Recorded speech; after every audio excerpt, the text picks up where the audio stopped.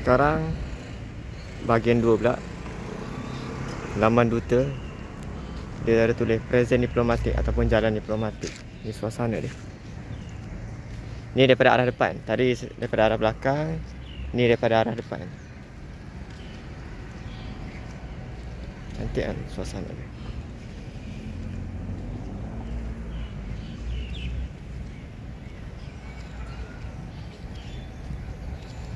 Ya, cuma tiang-tiang ni tak tahu tak apa. Macam nak bendera nak lekat negara punya bendera ke.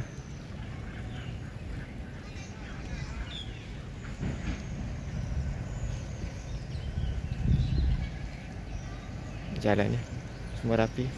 Tanaman ni, tetangga ni, pokok-pokok ni.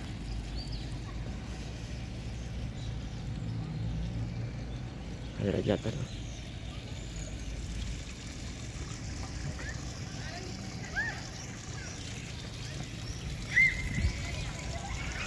Ini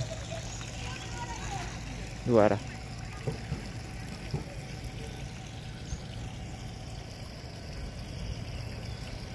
Arah yang satu lagi. Ni arah pokok dia. Okey.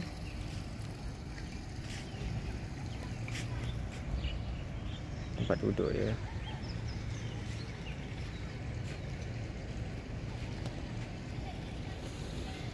Okey. Tadi tangga kat belah kiri saya. Sekarang tangga belah kanan.